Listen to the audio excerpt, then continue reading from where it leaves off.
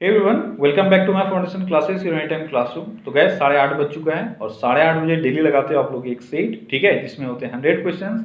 तो आज हम लोग एक और सेट इसमें करने जा रहे हैं, तो जल्दी से आप सभी आ जाओ क्योंकि ये सेट आपके बिहार ईएसआई एग्जाम जो होने वाला है और बिहार एसआई उन सभी के लिए बेहद इंपॉर्टेंट है। और कोई भी एग्जाम जहाँ पे भी जीके पूछा जाएगा उन सभी एग्जाम के लिए ये बेहद इंपॉर्टेंट है, ठीक है। तो जल्दी से आप सभी लाइव आ जाओ, उसके बाद फिर हम लोग स्टार्ट करते हैं आज का सेट। तो चलिए स्टार्ट करते हैं। तो आज का अपना पहला क्वेश्चन है, निम्नलिखित में किसने 1857 के विद्रोह को एक षड्यंत्र की संज्ञा दी थी? बताओ। 1857 का जो विद्रोह हुआ था इसको एक षड्यंत्र का यानी कॉन्स्पिरेसी का संज्ञा किसने दिया था? किसने कहा था?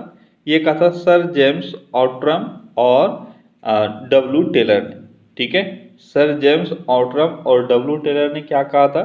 1857 का विद्रोह एक तरह का कॉन्स्पिरेसी था। अगला क्वेश्चन है, निम्नलिखित वर्गों में से किसने 1857 के विद्रोह में भाग नहीं लिया? इन चारों में से बताना है 1857 में से किसने भाग नहीं लिया। आपके ऑप्शंस यहाँ पे नीचे हैं। बहुत ही अच्छा क्वेश्चन, जल्दी बताओ किसने भाग नहीं लिया था। देखो 1857 का जो विद्रोह हुआ था उसमें से जो नॉर्मल लोग थे उन लोगों ने तो भाग लिया, लेकिन जो समाज के जो प्रतिष्ठित लोग थे यानी जो जमींदार लोग थे उन लोगों ने भाग नहीं लिया था। तो आपका सही आंसर हो जाएगा साहूकार और जमींदार, इन्होंने भाग नहीं लिया था। अगला क्वेश्चन है, योग के क्षेत्र में ख्याति प्राप्त करने वाले भारतीय मूल के 10 वर्षीय ब्रिटिश डैश ने ग्लोबल चाइल्ड प्रोडगी अवार्ड अपने नाम किया? चलिए बताओ कौन है वो भारतीय मूल का ब्रिटिश छात्र जिसने योग के क्षेत्र में बहुत अधिक ख्याति प्राप्त किया है और उसके लिए ग्लोबल चाइल्ड प्रोडगी अवार्ड भी इनको मिला? कौन है वो है ईश्वर शर्मा। अगला क्वेश्चन है, मानव बलि प्रथा का निषेध करने के कारण अंग्रेजों के विरुद्ध विरोध करने वाली जनजाति का नाम बताएं। भारत में जो मानव बलि है उसका अंग्रेजों ने विरोध किया था और अंग्रेजों ने उसको खत्म करने का प्रयास किया था, लेकिन इसके विरोध में इस जनजाति के लोगों ने अंग्रेजों का खिलाफत किया। आपको ये बताना है कौन सा जनजाति है, वो है खोंड जनजाति, ठीक है। खोंड गोंड को ही लिखा गया है, गोंड जनजाति जो आपके एमपी वाले क्षेत्र में, ठीक है, वही गोंड या खोंड है। अगला क्वेश्चन है, निम्नलिखित वर्गों में कौन 1905 के स्वदेशी आंदोलन से मुख्यतः अप्रभावित रहा था? 1905 के स्वदेशी आंदोलन से कौन सा वर्ग अप्रभावित रहा था? महिलाएं, कृषक, मुसलमान, बुद्धिजीवी। और ऑप्शंस हैं आपके नीचे। तो क्या होगा सही आंसर? सही आंसर आपका होगा इसमें से कृषक और मुसलमान, ये दो वर्ग थे जो अप्रभावित रहे थे, ठीक है, 1905 के स्वदेशी आंदोलन से। अगला क्वेश्चन है, निम्नलिखित में से किसका योगदान होम रूल लीग की स्थापना में नहीं था? होम रूल लीग की स्थापना में इन चारों में से किसका योगदान नहीं था? Bal Gangadhar Tilak, Annie Besant, S Subramaniam Iyer और टी एस अल्कॉट। तो टी एस अल्कॉट का होम रूल लीग की स्थापना में कोई योगदान नहीं था। अगला क्वेश्चन है, किसने खिलाफत आंदोलन को हिंदुओं और मुसलमानों की एकता के एक ऐसे अवसर के रूप में देखा जो 100 वर्षों में भी पुनः प्रस्तुत नहीं होगा? तो कौन थे वो थे महात्मा गांधी, जिसने खिलाफत आंदोलन को हिंदुओं और मुसलमानों की एकता के एक बहुत बड़े अवसर के रूप में देखा था।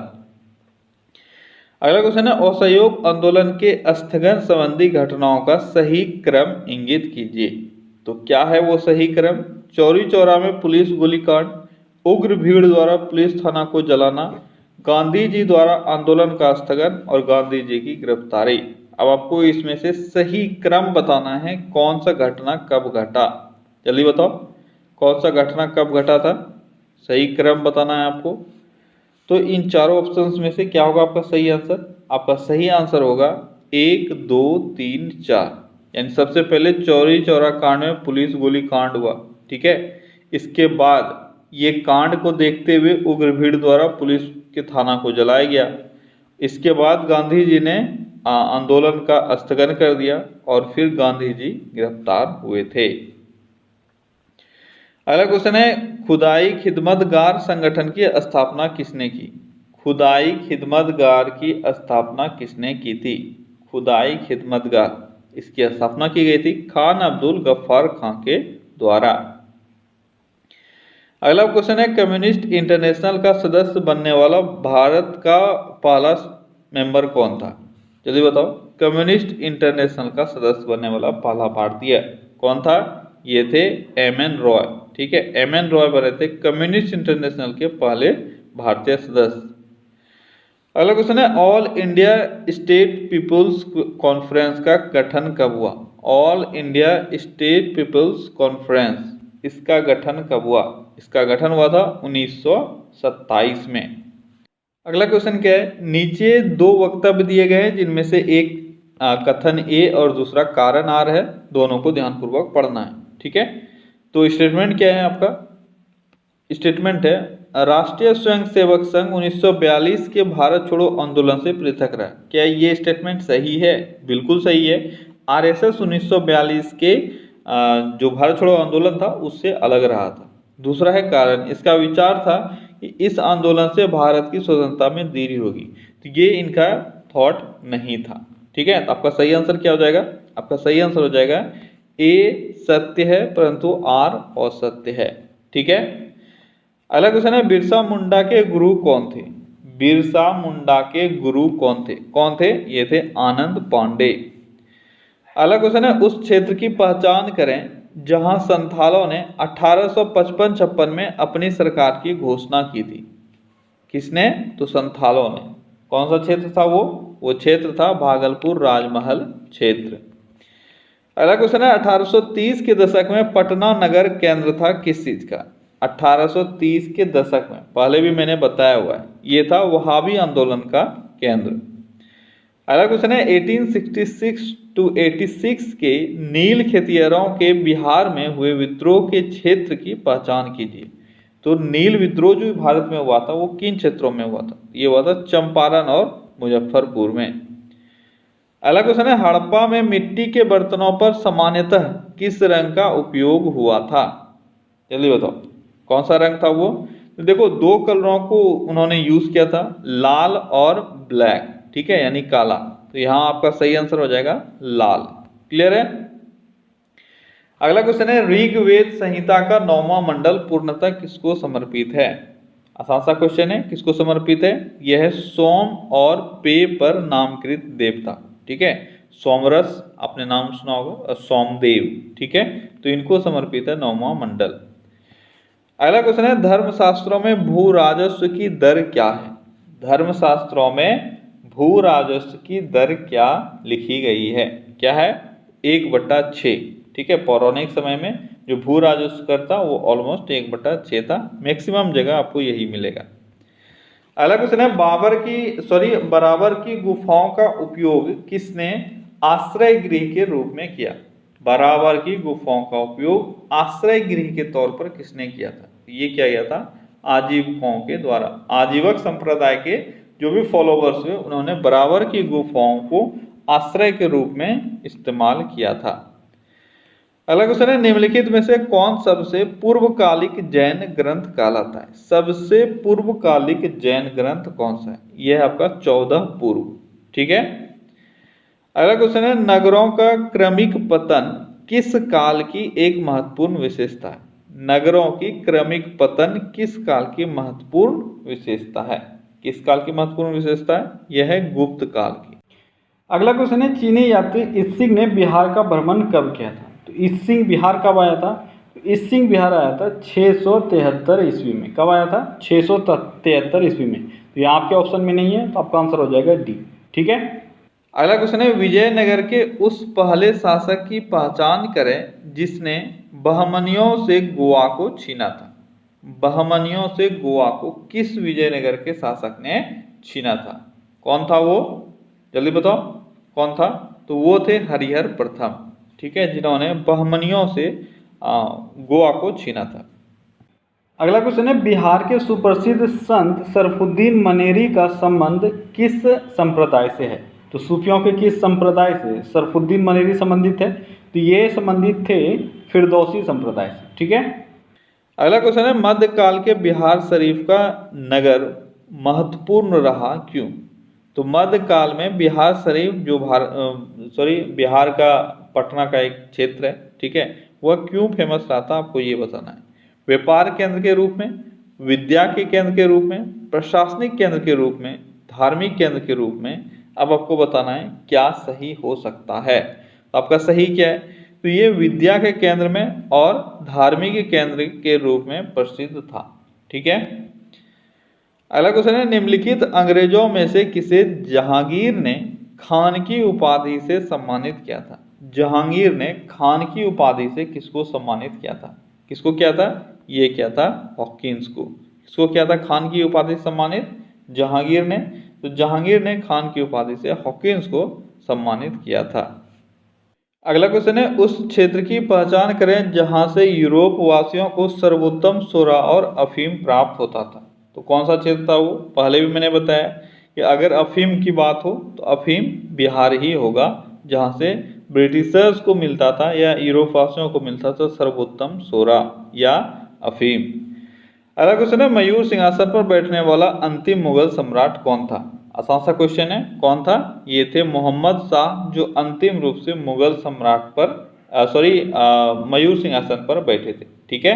और इन्हीं के समय में कब नादिर शाह ने अटैक किया था? जल्दी बताओ, बहुत बार मैंने एक्सप्लेन किया है।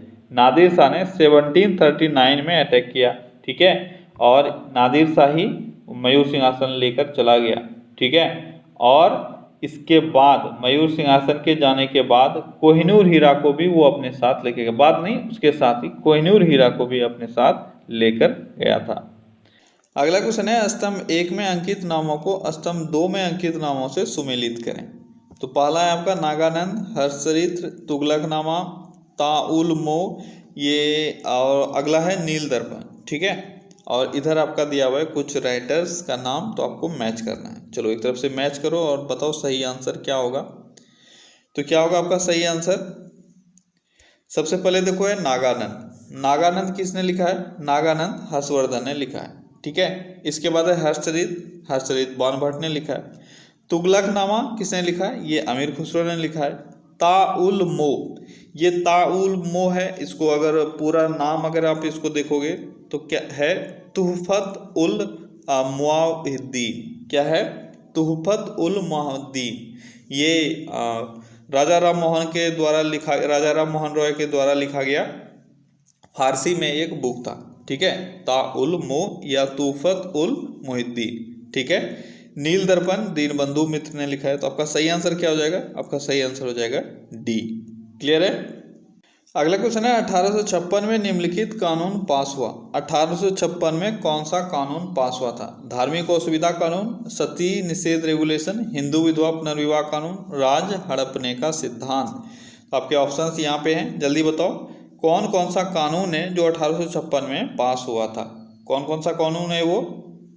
तो आपका सही आंसर है वो है 1 और 3, यानी धार्मिक असुविधा कानून और हिंदू विधवा पुनर्विवाह कानून, ये दोनों पास हुआ था, ठीक है। सती निषेध रेगुलेशन ये पता है आपको 1829 में ही पास हो गया था। और राज हड़पने का सिद्धांत ये 1848 में पास हुआ था और 56 में ये आके समाप्त हो गया, ठीक है। अगला क्वेश्चन है रेगुलेटिंग एक्ट के प्रावधानों के अंतर्गत बिहार के लिए एक प्रांतीय सभा की स्थापना कब की गई? तो बिहार के लिए एक प्रांतीय सभा की स्थापना की गई थी 1774 ईस्वी में। अगला क्वेश्चन है महाराष्ट्र के किस सुधारक को लोकहितवादी कहा जाता है? महाराष्ट्र के किस सुधारक को लोकहितवादी कहा जाता है? ये कहा जाता है गोपाल हरि देशमुख को, ठीक है। गोपाल हरि देशमुख को लोकहितवादी कहा जाता है। अगला क्वेश्चन है किसके द्वारा मंदिरों में प्रवेश के अधिकार की मांग की प्रस्तुति के कारण 1899 में तिरुनेलवाली में भयंकर दंगे हुए थे? किस कारण से हुए थे? तो आपका सही आंसर है महार, ठीक है। महार के द्वारा मंदिरों में प्रवेश के अधिकार की मांग को लेकर, महार जो जाति था, ठीक है, इनके द्वारा मंदिरों में प्रवेश को लेकर एक दंगा किया गया था 1899 में तिरुनेलवाली में, ठीक है। अगला क्वेश्चन है 19वीं शताब्दी के धर्म एवं समाज सुधारक आंदोलन में जनसंख्या के किस वर्ग को मुख्यतः आकर्षित किया। तो 19वीं शताब्दी में धर्म एवं समाज सुधारक आंदोलन जितने भी थे उसमें से कौन कौन लोग मुख्यतः शामिल थे। तो आपके ऑप्शंस नीचे दिए हुए हैं, आपको बताना है कौन कौन शामिल थे। बुद्धिजीवी, नगरीय उच्च जातियां, निधन सर्वसाधारण वर्ग या उदार रजवाड़े, इसमें से कौन कौन शामिल थे। कौन कौन शामिल थे तो इसमें से देखो जो बुद्धिजीवी लोग थे वो लोग भी शामिल थे, नगरीय उच्च जातियां भी शामिल थी और निर्धन सर्वसाधारण ये भी शामिल थे। लेकिन जो भी रजवाड़े लोग थे ये लोग शामिल नहीं थे उसमें। ठीक है, अगला क्वेश्चन है हमारी आकाशगंगा के केंद्र की परिक्रमा करने में सूर्य को कितना समय लगता है। आकाशगंगा की केंद्र की परिक्रमा को करने में सूर्य को टोटल लगने वाला समय लगभग है 25 करोड़ वर्ष। कितना है? 25 करोड़ वर्ष। अगला क्वेश्चन है आग्नेय चट्टानों के लिए निम्नलिखित में से कौन सा कथन सत्य है। आग्नेय चट्टानों के लिए कौन सा स्टेटमेंट सही है। तो आग्नेय चट्टानों के लिए तीसरा स्टेटमेंट सही है कि वे क्रिस्टलीय तथा अक्रिस्टलीय दोनों ही होते हैं। ठीक है, यह कथन सत्य है आग्नेय चट्टानों के लिए। अगला क्वेश्चन है निम्नलिखित में से कौन सा पत्तन नगर नहीं है, यानी कौन सा एक डॉकयार्ड नहीं है इन चारों ऑप्शंस में से। तो कौन सा हो जाएगा आपका, यह है कैनबरा। कैनबरा एक पत्तन नगर नहीं है, इसको छोड़ के रेस्ट जो भी हैं ये सभी पत्तन नगर यानी आपका जो कोस्टल एरिया है वो है। ठीक है, कैनबरा कहाँ है, ये ऑस्ट्रेलिया में, ऑस्ट्रेलिया की राजधानी है और ये समुद्र से दूर है। अगला क्वेश्चन है पारिस्थितिक संतुलन बनाए रखने के लिए न्यूनतम वन आवरण अनिवार्य है। पारिस्थितिक संतुलन को बनाए रखने के लिए न्यूनतम वन आवरण का जरूरत कितना होता है। कितना होता है, ये होता है लगभग 33% संपूर्ण भूमि का। अगला क्वेश्चन है पत्थर के कोयले के भंडार या कोयले के पत्थर के भंडार में कौन सा देश संसार में अग्रणी है, यानी सबसे कोयला डिपोजिशन कहाँ पर है। कहाँ है, ये है चीन में। ठीक है, अगला क्वेश्चन है भारत के चावल के कटोरे क्षेत्र का नाम बताइए, यानी भारत के किस क्षेत्र को चावल का कटोरा कहा जाता है। किस क्षेत्र को कहा जाता है, यह कृष्णा गोदावरी डेल्टा। ठीक है, यह जो चावल है उसके उत्पादन के लिए जो मौसम और जलवायु और मिट्टी है ये सभी उपयुक्त तौर पे प्रोवाइड करवाता है। ठीक है, इस कारण से इस क्षेत्र को क्या कहा जाता है, चावल का कटोरा। अगला क्वेश्चन है बुढ़ा नाला कहाँ स्थित है। बुढ़ा नाला कहाँ स्थित है, कहाँ स्थित है, ये स्थित है पंजाब में। ये एक मौसमी जलधारा है। ठीक है, पंजाब में बहने वाली बुढ़ा नाला। अगला क्वेश्चन है मानसून का निवर्तन इंगित होता है। मानसून का निवर्तन इंगित होता है साफ आकाश से, बंगाल की खाड़ी में दाब परिस्थिति से या स्थल पर तापमान के बढ़ने से। इसमें से क्या हो सकता है आपका सही आंसर जो मानसून के निवर्तन को इंगित करता है। क्या होगा आपका सही आंसर, तो आपका सही आंसर यहाँ पे हो सकता है 2 और 3, यानी बंगाल की खाड़ी में दाब परिस्थिति और स्थल पर तापमान का बढ़ना। ठीक है, ये दोनों आपका सही आंसर हो सकता है मानसून के निवर्तन का इंडिकेटर के रूप में। अगला क्वेश्चन है भारत की सबसे बड़ी प्रवाह करने वाली नदी कौन सी है, तो यह है गंगा। अगला क्वेश्चन है क्षेत्रफल के अनुसार निम्नलिखित राज्यों का सही अवरोही क्रम आपको बताना है। अवरोही क्रम यानी घटते हुए क्रम। ठीक है, आरोही मतलब बढ़ते हुए, अवरोही मतलब घटते हुए। तो सबसे पहले बड़ा लिखना है, उसके बाद छोटा, उसके बाद छोटा। तो क्या होगा आपका सही आंसर, जल्दी बताओ सही आंसर क्या होगा। यहाँ पे देखो सबसे बड़ा यहाँ जो आपको दिख रहा है वो है एमपी। आप जानते हो राजस्थान जो है वह सबसे बड़ा स्टेट है। ठीक है, राजस्थान के बाद आता है एमपी का नंबर, यानी दूसरे स्थान पे है एमपी। ठीक है, यानी सबसे पहले तो आपका 3 आ गया तो 2 ऑप्शन तो निकल जाएगा। एमपी के बाद क्या आता है, एमपी के बाद आता है महाराष्ट्र। ठीक है, तीसरे स्थान पे। चौथे स्थान पे आता है यूपी। ठीक है, तो आपका एमपी के बाद यूपी आ जाएगा यहाँ पे। तो आपका जो सही आंसर 3 हो सकता है, उसके बाद 4 हो सकता है। तो ये भी निकल गया, ये भी निकल गया, ये भी निकल गया, यानी आपका सही ऑप्शन डी है। ठीक है, 3, 4, 1, 2। अच्छा, आंध्र प्रदेश ये बहुत पीछे जाके आपका आता है, लेकिन बिहार से पहले आता है। ठीक है, जैसे यूपी आ गया, यूपी के बाद गुजरात आता है, गुजरात के बाद कर्नाटक आता है, कर्नाटक के बाद आंध्र प्रदेश आता है, ठीक है। उसके बाद भी बहुत सारे स्टेट्स हैं जैसे उड़ीसा, छत्तीसगढ़ और भी बहुत सारे हैं। उसके बाद जाके आपका बिहार आता है। तो आपका सही ऑप्शन क्या हो जाएगा? डी। अगला क्वेश्चन है, सबसे बड़ा हिमनद निम्नलिखित में से कौन है? सबसे बड़ा हिमनद कौन सा है? सबसे बड़ा हिमनद इसमें से गंगोत्री है। अगला क्वेश्चन है, धामरापत्तन स्थित है। धामरापत्तन कहाँ स्थित है, किस स्टेट में स्थित है? तो धामरापत्तन उड़ीसा में स्थित है। अगला क्वेश्चन है, भारत में सबसे महत्वपूर्ण मत्स्य उद्योग है। तो भारत में सबसे महत्वपूर्ण मत्स्य उद्योग किन क्षेत्रों में है? यह है अपतटीय क्षेत्रों में। अगला क्वेश्चन है, भारत की संविधान सभा ने राष्ट्रीय ध्वज का प्रारूप कब अपनाया था? तो भारत की राष्ट्रीय संविधान सभा ने राष्ट्रीय ध्वज को 22 जुलाई 1947 को अपनाया था, इसके प्रारूप को।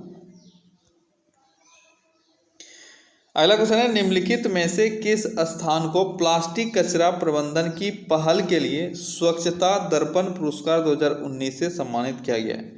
स्वच्छता दर्पण पुरस्कार 2019 से किसको सम्मानित किया गया? ये किया गया है पूरी ओडिशा को। किस चीज के लिए? तो प्लास्टिक कचरा प्रबंधन के लिए। अगला क्वेश्चन है, लोकसभा चुनाव का कोई प्रत्याशी अपनी जमानत खो देता है यदि उसे प्राप्त न हो सके। ये जमानत क्या है? जमानत राशि आप जानते हो। कोई भी लोकसभा चुनाव में कोई भी प्रत्याशी अगर खड़ा होता है, किसी भी चुनाव में अगर कोई प्रत्याशी खड़ा होता है तो उसको कुछ पैसे जमा करने होते हैं, ठीक है। उसी पैसों को कहा जाता है जमानत राशि। अब अगर उसको एक दिया हुआ रहता है लिमिट, कितना वोट उसको मिनिमम आना चाहिए, अगर उससे अधिक उसको वोट आता है तो वो जमानत राशि उसको वापस कर दी जाती है, अन्यथा उसको वापस नहीं किया जाता। अब आपको बताना है कितना वोट उसको मिनिमम प्राप्त होना चाहिए ताकि उसको जमानत राशि मिल जाए। अगर नहीं मिला है तो नहीं मिलेगा। तो कितना हो, क्या होगा आंसर आपका? आपका आंसर यहाँ पे डी हो जाएगा, क्योंकि ये होता है टोटल 1/6, ठीक है। अगर टोटल वोटों का 1/6 वोट अगर उसको आया है तो जमानत राशि मिलेगा, नहीं तो नहीं मिलेगा। और लोकसभा का अगर बात करें तो लोकसभा में जो जमानत राशि है वो है 25,000।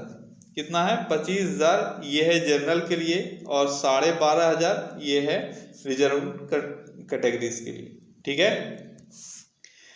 अगला क्वेश्चन है, मंत्री परिषद उत्तरदायी होती है। मंत्री परिषद उत्तरदायी किसके प्रति होती है? किसके प्रति होती है? तो यहाँ पे अगर आपको ऑप्शन में कुछ भी नहीं दिया है तो आपका आंसर क्या होगा? किसके प्रति? राष्ट्रपति के प्रति, प्रधानमंत्री, अध्यक्ष के प्रति या संसद के प्रति? तो यहाँ आपको क्या मिल सकता है? आप जानते हो मंत्री परिषद अगर उत्तरदायी पूछा जाए और कुछ नहीं दिया जाए तो लोकसभा के प्रति उत्तरदायी होते हैं, ठीक है। लेकिन यहाँ पे लोकसभा तो है नहीं, तो आपका आंसर क्या हो जाएगा? यहाँ पे राष्ट्रपति ही होगा, ठीक है। राष्ट्रपति के प्रति उत्तरदायी होते हैं और लोकसभा के प्रति उत्तरदायी होते हैं। अगला क्वेश्चन है, वर्तमान में लोकसभा में प्रत्येक राज्य के लिए स्थानों का आवंटन आधारित है। वर्तमान में लोकसभा में प्रत्येक राज्य के लिए स्थानों का आवंटन किसके बेसिस पे हुआ है? किसके बेसिस पे हुआ है? यह है 1971 की जनगणना के अनुसार, और 2026 तक जैसा है वैसा ही रहेगा। 2026 के बाद इसको चेंज किया जाएगा, ठीक है। तो 1971 की जनगणना के अनुसार निर्धारित की गई है। अगला क्वेश्चन है, यदि किसी राज्य की विधानसभा का अध्यक्ष या स्पीकर पद त्यागना चाहे तो वह त्यागपत्र किसको देगा? अगर किसी विधानसभा का अध्यक्ष अपने पद को त्यागना चाहे तो वह जो उपाध्यक्ष होंगे उनको संबोधित करके त्यागपत्र लिखेंगे। अगला क्वेश्चन है, राज्यसभा को भंग करने का अधिकार किसे प्राप्त है? राज्यसभा को भंग करने का अधिकार किसको प्राप्त है? ये तो राष्ट्रपति को ही होगा, ठीक है। राष्ट्रपति के अलावा तो किसी को हो नहीं सकता, है ना। यही तो सही आंसर होना चाहिए। पर यह है राज्यसभा, भाई मेरे देखो, राज्यसभा को भंग किया ही नहीं जा सकता है, तो उसको भंग करने का शक्ति या अधिकार किसके पास होगा? किसी के पास नहीं। अगला क्वेश्चन है, भारतीय संविधान की प्रस्तावना के सिलसिले में निम्नलिखित में से कौन सा क्रम सही है? तो भारतीय संविधान की प्रस्तावना में किस तरह से, किस ऑर्डर में किन शब्दों को लिखा गया है ये आपको बताना है। चलो जल्दी से पढ़ो सारे ऑप्शंस को और आंसर करो क्या होगा आपका सही आंसर। थोड़ा सा टाइम लगेगा आपको पढ़ने में जरूर, लेकिन इसको पढ़ो। चलो, आई होप कि आपने आंसर कर लिया होगा। क्या है आपका सही आंसर? आपका सही आंसर है सार्वभौम, सत्ता संपन्न, समाजवादी, धर्मनिरपेक्ष, जनवादी, गणतंत्र। ये है टर्म जो लिखा गया है। ठीक है, इसमें प्रस्तावना में एक बार संशोधन भी आपका हुआ है, 42वां संविधान संशोधन। ठीक है, उसके बाद जो शब्द हैं वो इस तरह से आते हैं, संप्रभु। ठीक है, उसके बाद क्या आता है? समाजवादी। उसके बाद क्या आता है? पंथ निरपेक्ष या धर्मनिरपेक्ष। ठीक है, उसके बाद लोकतंत्र, उसके बाद आता है गणराज्य। ठीक है, तो यहाँ आपका जो बेस्ट आंसर, सुटेबल आंसर है वो है सार्वभौम, सत्ता संपन्न। ठीक है, संप्रभु यही हो गया, समाजवादी हो गया, धर्मनिरपेक्ष हो गया और जनवादी गणतंत्र हो गया। अगला क्वेश्चन है, लोकसभा का नेता कौन है? लोकसभा का नेता कौन होता है? तो लोकसभा का नेता प्रधानमंत्री होते हैं जनरली। अगला क्वेश्चन है, संसद के दोनों सदनों का संयुक्त अधिवेशन आयोजित होता है। संसद के दोनों सदनों का संयुक्त अधिवेशन आयोजित होता है। अब कुछ स्टेटमेंट्स दिए हुए हैं, अब आपको सही स्टेटमेंट्स इसमें से बताना है कौन कौन सा है। पहला क्या है?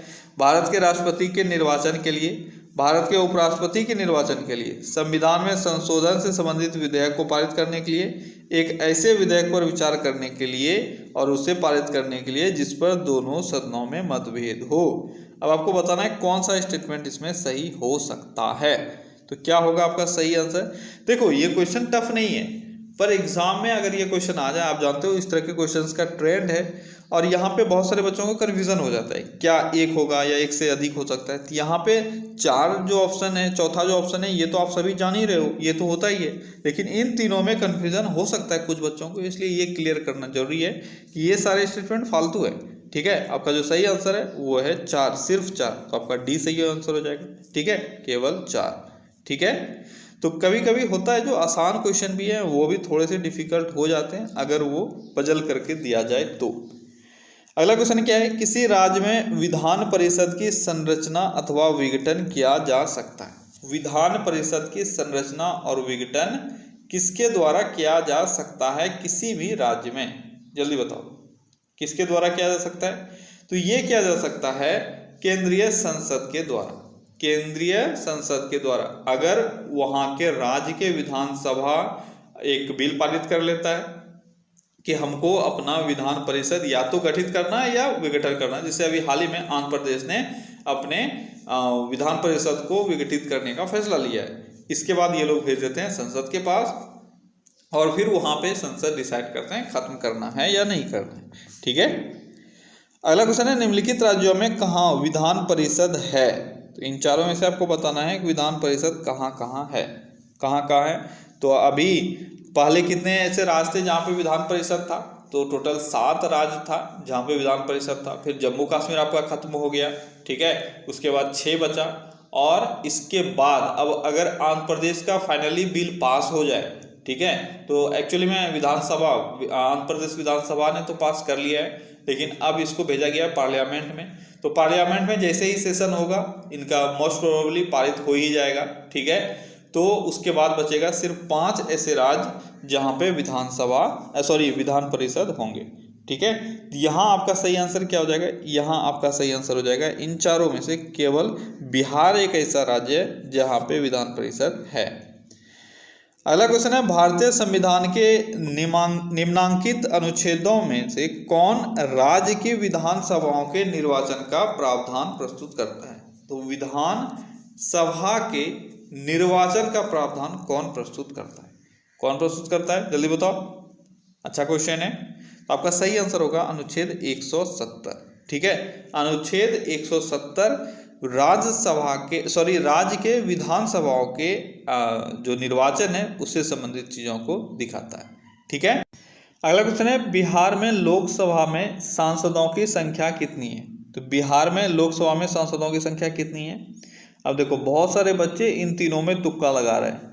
भाई कम से कम बिहार का तो आपको पता होना चाहिए ना, कितना है बिहार में लोकसभा में सांसदों की संख्या? यह है 40। ठीक है, तो आपका सही आंसर हो जाएगा डी। अगला क्वेश्चन है, उत्तर प्रदेश के राज्यपाल ने विधानसभा के सत्र के आयोजन के लिए इसके अध्यक्ष को निर्देश दिया। ऐसा करने में वे उन अधिकारों का उपयोग कर रहे हैं जो उनके पद में निहित है। अब उत्तर प्रदेश तो सिर्फ एक सिंबॉलिक है, ठीक है, आप यहाँ पे ज़्यादा सीरियस मत हो जाना। उत्तर प्रदेश एक सिंबॉलिक स्टेट है। मेनली आपसे यहाँ पे पूछा जा रहा है कि राज्यपाल ने विधानसभा के सत्र के आयोजन के लिए इसके अध्यक्ष को निर्देश दिया। चाहे कोई भी स्टेट हो, ठीक है, उसके राज्यपाल के द्वारा वहाँ के विधानसभा के अध्यक्ष को निर्देश दिया जाता है। अब आपको ये बताना है किस अनुच्छेद के तहत ऐसा किया जाता है। तो वह अनुच्छेद 175(2), ठीक है। भारतीय संविधान के अनुच्छेद 175(2) के अनुसार राज्यपाल किसी विधानमंडल में उस समय लंबित किसी विधेयक के संबंध में संदेश दे सकता है, कोई अन्य संदेश दे सकता है, या राज्य के विधानमंडल के सदन या सदनों को सदन कहने का मतलब है या तो विधानसभा या विधान परिषद या दोनों को एक संदेश भेज सकता है, ठीक है। कौन सा अनुच्छेद है? अनुच्छेद है 175(2). क्लियर है।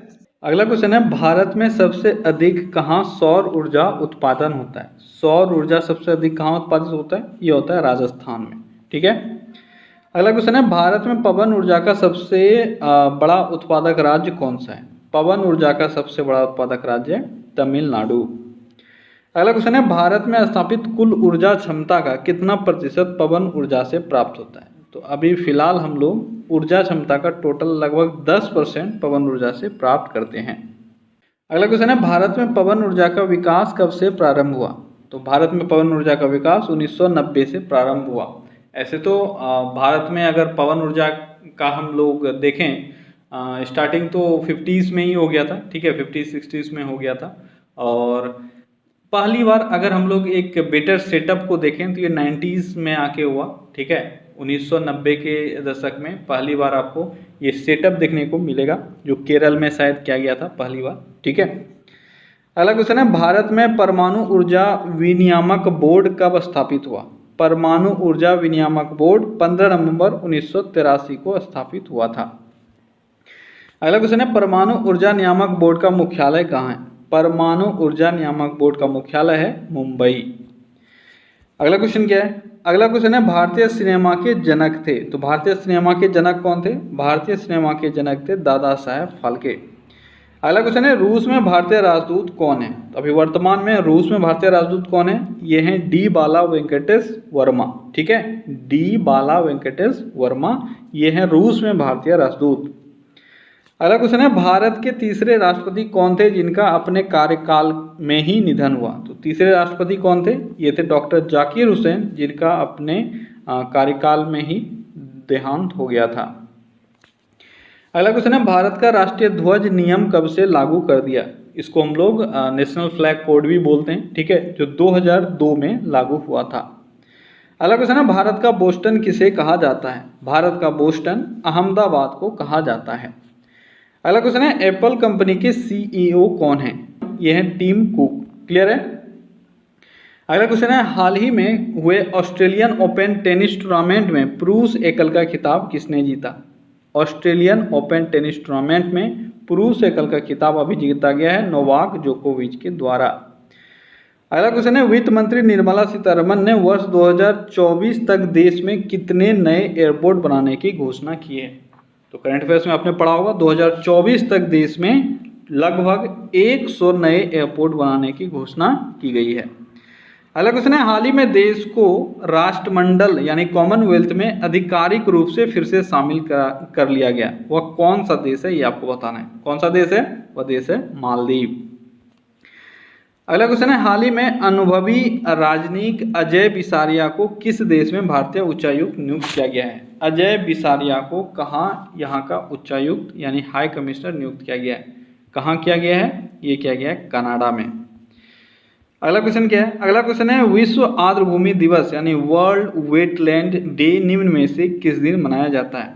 वर्ल्ड वेटलैंड डे कब मनाया जाता है? कब मनाया जाता है? ये मनाया जाता है 2 फरवरी को, ठीक है। और इस बार का थीम क्या था? आर्द्र भूमि और जैव विविधता। क्या था? आर्द्र भूमि और जैव विविधता। ये 2020 का आपका थीम था, ठीक है। अगला क्वेश्चन क्या है, हाल ही में भारतीय अर्थव्यवस्था को किस इंडेक्स के आधार पर मापने की मांग की गई है? तो भारतीय अर्थव्यवस्था को किस इंडेक्स पे मापने की मांग की गई है? यह आपका मिजरी इंडेक्स। क्लियर है। अगला क्वेश्चन क्या है? अगला क्वेश्चन है, हाल ही में हुए ऑस्ट्रेलियन ओपन टेनिस टूर्नामेंट में महिला एकल का खिताब किसने जीता? ऑस्ट्रेलियन ओपन टेनिस टूर्नामेंट में महिला एकल का खिताब जीता गया है किसके द्वारा? सोफिया केनिन के द्वारा। कहाँ की है ये अमेरिका की है, सोफिया केनिन, और इन्होंने ऑस्ट्रेलियन ओपन टेनिस टूर्नामेंट में महिला एकल का खिताब जीता है। अगला क्वेश्चन है, जनवरी 2020 में किस स्टेशन से फ्रूट ट्रेन शुरू की गई जिसे देश में अपनी तरह का पहला कहा गया? फ्रूट ट्रेन कहाँ से शुरू की गई है और अपने देश में ये अपने टाइप का, यानी ये खुद जिस तरह का है इस तरह का ये पहला ट्रेन है। कहाँ से इसको चालू किया गया था?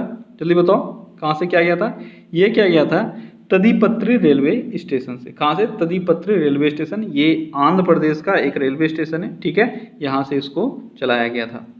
अगला क्वेश्चन है, किस राज्य ने ऐसे वृद्ध लोगों जिनके लिए पेंशन कार्यालय में जाना मुश्किल है इनके संघर्ष को समाप्त करने के लिए YSR पेंशन कनुका लॉन्च किया है? कनुका स्कीम किसके लिए है ये आपको याद रखना है, और इसके बाद कौन से राज्य ने लॉन्च किया ये भी आपको याद रखना है। तो कनुका जो स्कीम है वह है वृद्ध लोगों के लिए, ऐसे वृद्ध लोगों के लिए जो बैंक में जाकर या ऑफिस में जाकर अपना पेंशन नहीं ले सकते, ठीक है। और किस राज्य ने इसको लॉन्च किया है? यह है आंध्र प्रदेश, ठीक है। YSR जहाँ पे आ गया आपका आंध्र प्रदेश ही होगा। क्यों होगा? क्योंकि वहाँ के CM का नाम तो आपको पता ही है, YSR जगनमोहन रेड्डी, ठीक है। अगला क्वेश्चन है, हाल ही में सबसे ज्यादा इंटरनेशनल गोल करने वाली खिलाड़ी कौन बन गई? सबसे ज्यादा इंटरनेशनल गोल करने वाली खिलाड़ी अभी हाल ही में कौन बनी है? ये बनी है क्रिस्टीन सिंक्लेयर। कौन बनी है? Christine Sinclair. ये कनाडा की प्लेयर है और ये बन गई है इंटरनेशनल गोल सबसे अधिक करने वाली खिलाड़ी। अगला क्वेश्चन है, किस बैंक ने जनवरी 2020 में 24/7 स्वयं सेवा वितरण सुविधा iBox लॉन्च किया है? सबसे पहली बात आपको याद रखना है iBox क्या है। तो यह एक स्वयं सेवा वितरण, यानी आप खुद से इसमें पैसे निकाल सकते हो, जैसे ATM में निकालते हो, ठीक है। 24/7 ये सेवा शुरू की गई है। आपको ये बताना है किस बैंक का ये सेवा है। तो ये ICICI बैंक का सेवा है। ICICI बैंक, इसका हेडक्वार्टर कहाँ है? इसका हेडक्वार्टर है मुंबई, और इसके CEO अभी वर्तमान में कौन है? यह है संदीप बख्शी। कौन है? संदीप बख्शी इसके CEO हैं। अगला क्वेश्चन है, नीति आयोग द्वारा जारी महत्वाकांक्षी जिले की सूची में कौन सा जिला शीर्ष पर रहा? नीति आयोग के द्वारा महत्वाकांक्षी जिले की सूची में शीर्ष पर कौन सा जिला है ये आपको बताना है। कौन सा जिला है चलिए बताओ? ये है आपका चंदौली, ठीक है। ये यूपी का एक जिला है और ये है शीर्ष स्थान पर महत्वाकांक्षी जिलों की लिस्ट में जो नीति आयोग के द्वारा जारी किया गया। अगला क्वेश्चन है, फरवरी 2020 में काला घोड़ा उत्सव का 21वां संस्करण कहाँ हुआ? काला घोड़ा महोत्सव कहाँ मनाया जाता है? ये हर वर्ष मुंबई में मनाया जाता है और इस बार इसका 21वां संस्करण था। अगला क्वेश्चन है, हाल ही में इराक के नए PM कौन बने हैं? इराक के नए PM अभी कौन बने हैं? कौन बने हैं? ये बने हैं मोहम्मद तौफीक अल्लावी। कौन बने हैं? मोहम्मद तौफीक अल्लावी। अगला क्वेश्चन है, निम्नलिखित में से किस दिन विश्व कैंसर दिवस मनाया जाता है? विश्व कैंसर दिवस किस दिन मनाया जाता है? किस दिन मनाया जाता है? ये मनाया जाता है 4 फरवरी को। अगला क्वेश्चन है, भारत और बांग्लादेश के मध्य फरवरी 2020 में किस नाम से संयुक्त सैन्य अभ्यास हुआ? बांग्लादेश और भारत के बीच में किस नाम से? यह है संप्रीति, ठीक है। लेकिन संप्रीति में से कौन सा संस्करण इस बार था ये भी आपके लिए जरूरी है। तो ये था संप्रीति 9। क्लियर है? अगला क्वेश्चन है, निम्नलिखित में से किस संस्थान ने हाल ही में युवा वैज्ञानिक कार्यक्रम यानी युविका के दूसरे सत्र का आरंभ किया? युविका बहुत ही इंपॉर्टेंट एक प्रोग्राम है, ठीक है, जो इसरो के द्वारा चलाया जाता है, ठीक है। और युविका का फुल फॉर्म क्या है? युवा वैज्ञानिक कार्यक्रम। क्लियर है? अगला क्वेश्चन है, हाल ही में किस देश में 80 ट्रिलियन घनफुट प्राकृतिक गैस का विशाल भंडार मिला है? कितना? 80 ट्रिलियन घनफुट। कहाँ मिला है ये मिला है UAE में। अगला क्वेश्चन क्या है? अगला क्वेश्चन है, वित्तीय वर्ष 2021 के लिए पेश किए गए बजट का विषय क्या था? 2021 के लिए वित्तीय इस बार के बजट के लिए आपका विषय क्या था ये आपको बताना है। क्या था विषय? इस बार का विषय था उम्मीदों का भारत, आर्थिक विकास और केयरिंग समाज, ठीक है। अभी आपका फरवरी मंथ में निर्मला सीतारमन के द्वारा बजट पेश किया गया, उसका जो विषय था वो यही था, उम्मीदों का भारत, आर्थिक विकास और केयरिंग समाज। तो आपका आंसर हो जाएगा सभी। अगला क्वेश्चन क्या है, हाल ही में विश्व सतत विकास शिखर सम्मेलन 2020 का आयोजन कहाँ हुआ? विश्व सतत विकास शिखर सम्मेलन, सस्टेनेबल डेवलपमेंट का, ठीक है, कहाँ हुआ था? ये हुआ था नई दिल्ली में, ठीक है। अगला क्वेश्चन क्या है, अगला क्वेश्चन है, हाल ही में खादी व ग्रामोद्योग आयोग ने किस कंपनी के साथ मिलकर खादी की कलाई घड़ियां लॉन्च की है? जो रिस्ट वॉच आप पहनते हो अब ये खादी में भी आपको मिलेगा, ठीक है। तो किस कंपनी के साथ मिलकर लॉन्च किया गया? ये है टाइटन कंपनी। किसके साथ? टाइटन कंपनी के साथ मिलकर। क्लियर है? अगला क्वेश्चन है, कोल इंडिया लिमिटेड का चेयरमैन और मैनेजिंग डायरेक्टर हाल ही में किसे नियुक्त किया गया है? कोल इंडिया लिमिटेड का चेयरमैन और मैनेजिंग डायरेक्टर किसको नियुक्त किया गया? ये हैं प्रमोद अग्रवाल। कौन है? प्रमोद अग्रवाल हैं कोल इंडिया लिमिटेड के चेयरमैन और एमडी। अगला क्वेश्चन है, भारत अंतर्राष्ट्रीय बौद्धिक संपदा सूचकांक 2020 में फिसलकर कितने स्थान पर पहुंच गया है? कितने स्थान पर पहुंच गया है? ये पहुंच गया है 40वां स्थान, ठीक है। इससे पहले जो 2019 ये 2020 का रैंकिंग है, 2019 में जो भारत का स्थान था वो था 36वां। तो कितना अंक फिसल गया? 4 अंक फिसलकर ये 40वां स्थान पे पहुंच गया है। अगला क्वेश्चन है, राष्ट्रपति रामनाथ कोविंद ने हाल ही में कुष्ठ रोग के खिलाफ किए गए प्रयासों हेतु किसे अंतर्राष्ट्रीय गांधी पुरस्कार से सम्मानित किया है? अंतर्राष्ट्रीय गांधी पुरस्कार से किसको सम्मानित किया गया है? ये किया गया है डॉक्टर NS धर्मशक्तु को, ठीक है। इन्होंने क्या किया था? इन्होंने कुष्ठ रोगों के खिलाफ बहुत अधिक, कुष्ठ लोगों से लड़ने के लिए इन्होंने बहुत अधिक प्रयास किया है और इस सामाजिक कार्य को देखते हुए इनको अंतर्राष्ट्रीय गांधी पुरस्कार से सम्मानित किया गया है इस वर्ष। अगला क्वेश्चन क्या है, वरिष्ठ महिला राष्ट्रीय भारोत्तोलन चैंपियनशिप में किसने कोलकाता में होने वाले 35वें संस्करण के 64 किलोग्राम वर्ग में स्वर्ण पदक जीता है? किसने जीता है? ये जीता है राखी हल्दर ने, ठीक है। राखी हल्दर ने 35वें संस्करण है किस चीज का? तो वरिष्ठ महिला राष्ट्रीय भारोत्तोलन चैंपियनशिप का, ठीक है। इसमें 64 किलोग्राम के वर्ग में स्वर्ण पदक जीता है। क्लियर है? तो ओके गाइस, तो ये था आज का टॉप 100 क्वेश्चन। आई होप कि पर डे की तरह आज भी आपने कुछ सीखा होगा और कुछ आपका रिवाइज हुआ होगा, ठीक है। चलिए कल फिर से मिलते हैं अगले सेट में। Till then take care, bye bye.